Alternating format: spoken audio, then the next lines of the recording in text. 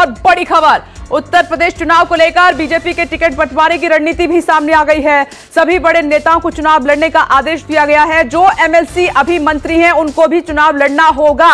मुख्यमंत्री, उप मुख्यमंत्री, प्रदेश अध्यक्ष भी चुनावी मैदान में उतरेंगे। अगले महीने से उम्मीदवारों के चयन की प्रक्रिया शुरू हो जाएगी। बीजेपी ने इस बार बड़ी प्लानिंग की है, ये इस वक्त की बड़ी खबर है। बीजेपी ने सभी बड़े नेताओं को चुनाव लड़ने के लिए कहा है। सीएम, डिप्टी सीएम, प्रदेश अध्यक्ष सभी चुनावी मैदान में होंगे इस आदेश के मुताबिक। और जो अभी एमएलसी हैं उनको भी मैदान में उतारा जाएगा। मंत्री बनाए एमएलसी को भी चुनाव लड़ने का बीजेपी की तरफ से आदेश हुआ है। तो आप देख रहे हैं कि बीजेपी एक बार फिर से यूपी को फतेह करने के लिए किस तरीके से बड़े स्तर पर बड़ी प्लानिंग कर रही है। और खास मेहमान भी हमारे साथ जुड़ गए हैं। चर्चा दिलचस्प रहने वाली है। सहयोगी मेरे साथ मौजूद हैं। मनीष शुक्ला बीजेपी का पक्ष रखने के लिए हमारे साथ मौजूद हैं। साधना भारती कांग्रेस की तरफ से हमारे साथ मौजूद हैं, कांग्रेस का पक्ष रखेंगी।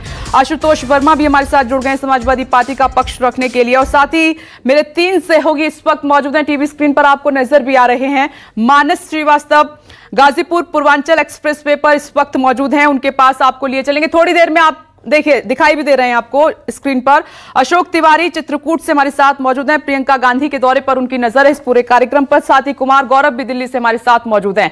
आप सभी का बहुत बहुत स्वागत है। सबसे पहले कुमार गौरव आपके पास आते हुए, तो ये क्लियर है कि इस बार तमाम बड़े चेहरे जो एमएलसी भी हैं, जिनको मंत्री बनाया गया, वो भी मैदान में होंगे। सीएम, डिप्टी सीएम सभी बड़े चेहरे चुनाव लड़ेंगे।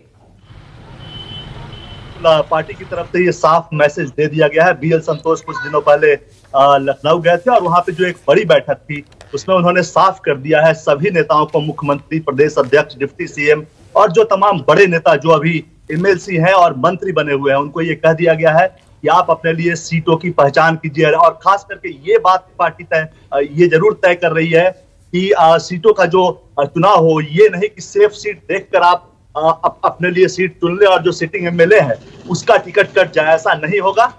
साफ साफ कहा गया कि जो टफ सीट है उस पर आपको फाइट देनी है, यानी कि मुख्यमंत्री हो, डिप्टी सीएम हो या बाकी जो एमएलसी है जो अभी मंत्री हैं, उन सबको ये साफ मैसेज है कि कड़े मुकाबले के लिए तैयार रहें।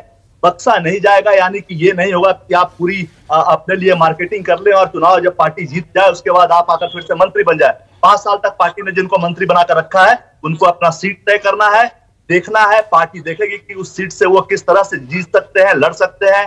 लेकिन हाँ, ये तय है कि 35 से 40% सीटें कटेंगी, लेकिन ये जरूरी नहीं कि वो सीटें काटकर बड़े नेताओं को दी जाएगी। यानी कि अपने दमखम पर के जो पिछले 5 साल से सरकार चली है, आपने क्या किया है उसके आधार पर नेताओं को चुनाव लड़ना होगा।